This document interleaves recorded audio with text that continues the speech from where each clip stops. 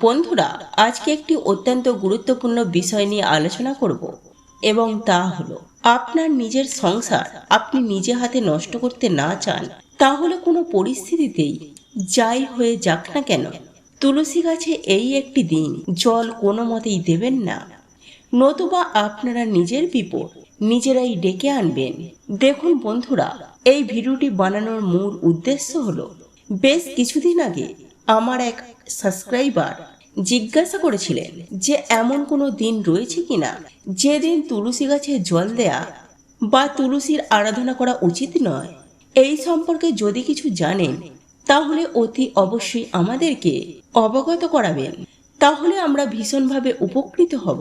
এবং সেই জন্যই আমি ওনার এই প্রশ্নের উত্তর দেওয়ার জন্য এই ছোট্ট একটি ভিডিওর মাধ্যমে আপনাদের সকলকে জানাতে চলেছি যে বিশেষ একটি দিন রয়েছে যেদিন কিন্তু তুলসী গাছে জল দেয়া একেবারে অনুচিত বলে শাস্ত্রে গণনা করা হয়েছে। তো বন্ধুরা, ভিডিওটি শুরু করার আগে আপনাদের কাছে একটি অনুরোধ, এই ভিডিওটি দেখে যদি আপনারা একটু উপকৃত হন তাহলে ভিডিওটিতে একটি লাইক করে নিজের আপনজনদের সাথে শেয়ার করবেন, যাতে তারাও ওই ভিডিওটি দেখে উপকৃত হয়। এবং চ্যানেলে নতুন হয়ে থাকলে চ্যানেলটিকে সাবস্ক্রাইব অবশ্যই করে দিন। তাহলে ভিডিওটিতে অবশ্যই একটি লাইক করে নিজের আপনজনদের সাথে শেয়ার করে দেবে, যাতে তারাও ভিডিওটি দেখে উপকৃত হয়। এবং চ্যানেলে নতুন হয়ে থাকলে চ্যানেলটিকে অবশ্যই সাবস্ক্রাইব করে দিন, পাশে থাকা বেল আইকনটিকে অন করে রাখবেন এরকম নিত্য নতুন ভিডিও প্রতিদিন দেখার জন্য। তাহলে চলো মূল আলোচনায় প্রবেশ করা যাক। তবে বন্ধুরা, মূল আলোচনায় প্রবেশ করার আগে আপনার গৃহে যদি তুলসী মঞ্চ থেকে থাকে তাহলে আপনার গৃহে তুলসী মাতার উদ্দেশ্যে জয় মা তুলসী মহারানীর জয় লিখে কমেন্ট অবশ্যই করবেন, তাহলে তুলসী মহারানীর আশীর্বাদ ও কৃপা পাবেন। বন্ধুরা, হিন্দু শাস্ত্র মতে তুলসী গাছের গুরুত্ব আমাদের প্রত্যেকের কাছে অত্যন্ত গুরুত্বপূর্ণ, কারণ এই তুলসী গাছে ভেষজ দিকে যেমন গুরুত্বপূর্ণ রয়েছে তেমনি শাস্ত্রে এই গাছের মহিমা অপরিসীম। কারণ এই গাছ যেই গৃহে থাকে সেই গৃহে স্বয়ং পরমেশ্বর ভগবান শ্রীকৃষ্ণের আশীর্বাদ বিদ্যমান থাকে, তথা আমরা আপনারা প্রত্যেকেই জানি। এবং হিন্দু শাস্ত্র মতে এই তুলসী গাছে ৩৩ কোটি দেবদেবী বসবাস করেন। সুতরাং শাস্ত্র মতে ও আয়ুর্বেদিক শাস্ত্র অনুসারে তুলসী গাছ প্রত্যেকটি হিন্দু পরিবারে অবশ্যই থাকা উচিত। বন্ধুরা, আপনারাও দেখতে পাবেন যেমন কোনো হিন্দু পরিবার নেই যে পরিবারে তুলসী গাছ নেই। আমরা প্রত্যেকে প্রতিদিন স্নান করে শুদ্ধ বস্ত্র পরিধান করে তুলসী মাতাকে জল অর্পণ করি এবং সন্ধ্যার সময়ে দীপ ও ধূপ সহযোগে সন্ধ্যা আরতি করি।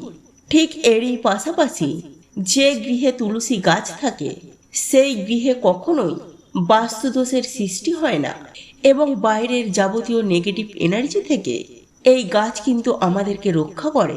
সেই সঙ্গে সঙ্গে পরিবারের সুখ শান্তি আর্থিক সচ্ছলতা রাখতেও সাহায্য করে। বন্ধুরা, শাস্ত্র মতে যদি আপনারা মন ভরে তুলসী মাতাকে ডাকেন এবং তুলসী গাছের দর্শন করেন সেক্ষেত্রেও আপনার জীবনে অনেক ছোটখাটো পাপ বিনষ্ট হয়ে যায়। আবার অন্যদিকে আপনারা নিজেরাই দেখবেন অনেক প্রকারের যত্ন নেয়ার পরেও যদি আপনার গৃহে তুলসী গাছ বারংবার শুকিয়ে যেতে শুরু করে বা তুলসী গাছের পাতা হলুদ বর্ণ ধারণ করে তাহলে সেক্ষেত্রে আপনাদেরকে বুঝতে হবে আপনাদের গৃহে কোনো না কোনো নেগেটিভ এনার্জি বিপুল পরিমাণে সৃষ্টি হচ্ছে এবং আপনার গৃহের ওপর সেটির প্রভাব অতিরিক্ত মাত্রায় পড়েছে। বন্ধুরা, এমনটা হলে আপনারা নিজেরাই দেখবেন আপনাদের গৃহের মাঝের মধ্যে ঝুট ঝামেলা, অশান্তি, কলহ, আর্থিক সমস্যা ও শারীরিক কষ্ট এবং মানসিক সমস্যা ইত্যাদি এই জিনিসগুলি আপনারা নিজেরাই পরিলক্ষিত করতে পারবেন যদি আপনার বাড়ির তুলসী গাছটি প্রতিবার শুকিয়ে যেতে শুরু করে। বন্ধুরা, যে গৃহে তুলসী গাছ অত্যন্ত সতেজ থাকে এবং তুলসী গাছের পাতা অত্যন্ত সবুজ থাকে তাহলে সেই গৃহের প্রত্যেকটি সদস্যের জীবনে সুখ শান্তি, সমৃদ্ধি, বৈভব, ঐশ্বর্য এইসব প্রত্যেকটি ঈশ্বরের কৃপায় বিদ্যমান থাকে। ঠিক এরই পাশাপাশি বাস্তুশাস্ত্র মতে তুলসী গাছ বাড়ির উত্তর পূর্ব দিকে লাগানো উচিত। আর যদি একান্তই বাড়ির উত্তর পূর্ব দিকে আপনাদের কোনো জায়গা না থেকে থাকে, তাহলে আপনারা শুধু পূর্ব দিকেও এই তুলসী গাছ লাগাতে পারেন, তাতেও কোনো অসুবিধা নেই। অন্যদিকে যে গৃহে তুলসী গাছ রয়েছে সেই গৃহের সদস্যদের অবশ্যই প্রত্যেক দিন স্নান করে তুলসী গাছে জল অর্পণ করা উচিত এবং প্রতিদিন সন্ধ্যার সময় শুদ্ধ ঘিয়ের প্রদীপ তুলসী মাতার উদ্দেশ্যে জ্ঞাপন করা উচিত। এবং একটি কথা সদা সর্বদাই মাথায় রাখবে যে সূর্যগ্রহণ, চন্দ্রগ্রহণ আর একাদশী, দ্বাদশী, পূর্ণিমা, অমাবস্যা এই দিনগুলিতে ভুল করেও তুলসী গাছে হাত দেবেন না। সেই সঙ্গে এমনকি তুলসী পাতাতেও হাত দেবেন না বা ছিঁড়বেন না। সেই সঙ্গে সন্ধ্যা হয়ে যাওয়ার পর, অর্থাৎ গোধূলি হয়ে যাওয়ার পর তুলসী তলাতে হাত দেয়া একেবারেই চলবে না। এতে সংসারে চরম ভয়ঙ্কর দারিদ্রতা নেমে আসে এবং তুলসী মাতা অত্যন্ত রুষ্ট হন।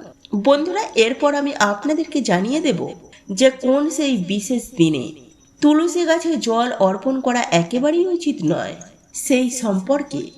দেখুন বন্ধুরা, আপনারা ভুল করেও একাদশীর দিন তুলসী গাছে জল দেবেন না এবং সন্ধ্যার সময় ধূপ ও প্রদীপ জ্বালাবেন না। বন্ধুরা, হিন্দু শাস্ত্র মতে এই একাদশীর দিন মাতা তুলসী রানী প্রভু নারায়ণ অর্থাৎ পরমেশ্বর ভগবান শ্রীহরির জন্য নির্জলা উপবাস করেন।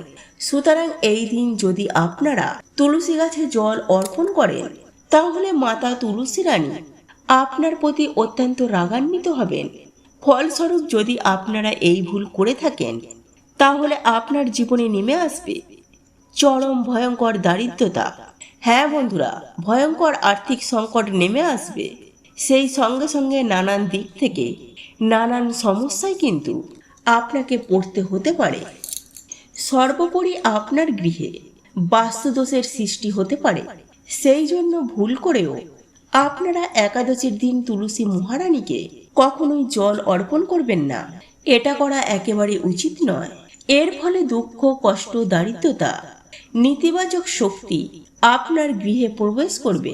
যদি আপনারা এই কাজটি করে থাকেন এবং আপনার সাজানো সংসার একেবারেই ধ্বংস হয়ে যেতে পারে। সুতরাং যদি নিজের ভালো চান, নিজের পরিবারের মঙ্গল চান, তাহলে কোনোভাবে কোনো পরিস্থিতিতেই তুলসী গাছে একাদশীর দিন জল অর্পণ করবেন না। আর বন্ধুরা, যদি তুলসী দেবীকে প্রসন্ন করা হয়, তাহলে ভগবানও কিন্তু প্রসন্ন হয়। আর তুলসী দেবী মানে মা লক্ষ্মীর স্বরূপা।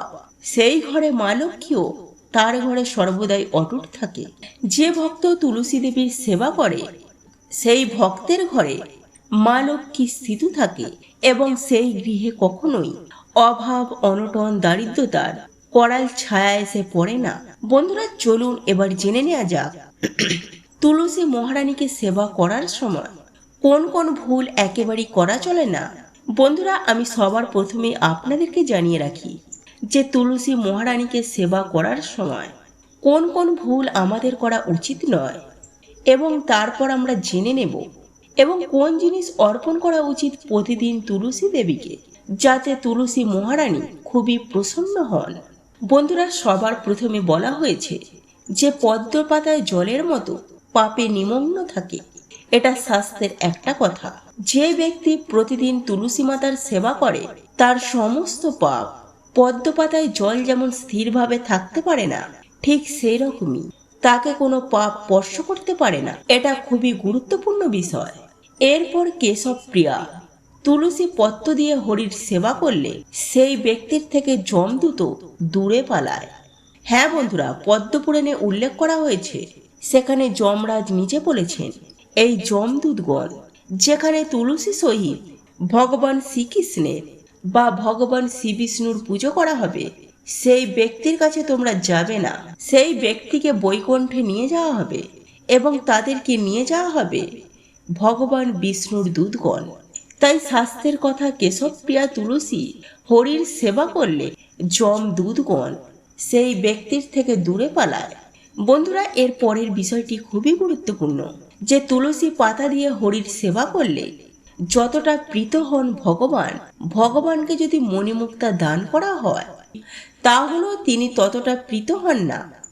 দেখুন বন্ধুরা, এখান থেকে একটা গুরুত্বপূর্ণ বিষয় উঠে আসে যে আমরা ভাবি আমরা অনেক সুন্দর করে টাকা পয়সা খরচ করে জাঁক জমক করে পূজা করলে ভগবান খুশি হবে। এটা ভুল ধারণা যে টাকা পয়সা না থাকলে ভগবানের সেবা করা যায় না। বন্ধুরা, ভগবানকে সেবা করার জন্য মণিমুক্তার দরকার নেই, শুধু মনটা হলেই হয়। কারণ তুমি ভগবানকে কতটা দিয়েছো সেটা ভগবান দেখেন না। কারণ ভগবান শুধু ভক্তির মধ্যেই শক্তি দেখেন। আপনি আপনার মনে কতটা ভগবানকে রেখেছে সেটাই ভগবান দেখেন। আর আপনি যদি আপনার হৃদয়ের অন্তর থেকে তুলসী পত্র সহিত ভগবানকে একটু জল অর্পণ করেন, তাহলেই তাতেই তিনি এতটা সন্তুষ্ট হয়ে যাবে যতটা মণিমুক্ত দিলেও ভগবান প্রীত হন না। বন্ধুরা, ভগবান ধনে প্রীত হন না, ভগবান প্রীত হন মানুষের ভালোবাসায়। বন্ধুরা, এরপর শাস্ত্রে উল্লেখ করা হয়েছে যে তুলসী গাছ বাস্তুর মধ্যে মারা গেলে কি করবে। আর এটা অনেক গুরুত্বপূর্ণ বিষয় আমাদের প্রত্যেকের জন্য। বন্ধুরা, যদি আপনার গৃহের মধ্যে তুলসী গাছ মারা যায় তাহলে সেটা বাড়ির জন্য অমঙ্গল। কেন সেই বাড়িতে তুলসী বৃক্ষ অবহেলিত অবস্থায় রয়েছে, তাই আপনারা একটু সাবধান থাকবেন বাড়ির মধ্যে কোনোভাবে যেন তুলসী বৃক্ষ মারা না যায়। যদি এইভাবে তুলসী গাছ বারবার মারা যায় তাহলে সুন্দর করে তার পরিচর্যা করবেন, প্রতিদিন জল অর্পণ করবেন। আর এটা খুবই একটা গুরুত্বপূর্ণ বিষয়। আর যদি অনেক সেবা করার পরেও তুলসী বৃক্ষ মারা যায় তাহলে আমি এক বৈষ্ণবের মুখ থেকে শ্রবণ করেছি, তাহলে আপনি কিছু বৈষ্ণবদেরকে ভোজন করাবেন এবং ভগবান নরসিংহদেবের পূজা করবেন, প্রার্থনা করবেন এবং তুলসী মহারানীর কাছে ক্ষমা প্রার্থনা করবেন। এতে তুলসী মহারানী অবশ্যই আপনাকে ক্ষমা করে দেবেন। এরপর ধীরে ধীরে তুলসী মহারানীর সেবা করলে, পরিচর্যা করলে আস্তে আস্তে আবার সুন্দর রূপ লাভ করবে। বন্ধুরা, এরপর শাস্ত্রে উল্লেখ করা হয়েছে যে তুলসী মহারানীকে স্পর্শ করলে কি হয়। হ্যাঁ বন্ধুরা, তুলসী মহারানীকে স্পর্শ করলে সেই ব্যক্তির সমস্ত পাপ দূর হয়ে যায়। আয়ুর্বেদ শাস্ত্রের কথা, তুলসী বৃক্ষের ঘ্রাণ নিলে সেই ব্যক্তি অনেক রোগ থেকে নিরাময় থাকে। এমনকি তুলসী মহারানীকে যদি প্রদক্ষিণ করা হয় তাহলে ব্রহ্ম হত্যার মতো জনিত পাপও সুনিশ্চিতভাবে দূর হয়ে যায়। তাহলে বন্ধুরা, আপনারা নিশ্চয়ই বুঝতে পারছেন তুলসী মহারানীর কতটা মহিমা। তো বন্ধুরা, আজকের ভিডিওটা এই পর্যন্ত। ভিডিওটি যদি আপনাদের ভালো লেগে থাকে তাহলে ভিডিওটিতে একটি অবশ্যই লাইক করে দিন। আর এই চ্যানেলে নতুন হয়ে থাকলে চ্যানেলটিকে অবশ্যই সাবস্ক্রাইব করে দিন। তো সবাই ভালো থাকবেন, সুস্থ থাকবেন। আবার দেখা হবে নতুন একটি ভিডিওটিতে। জয় শ্রীকৃষ্ণ, রাধে রাধে।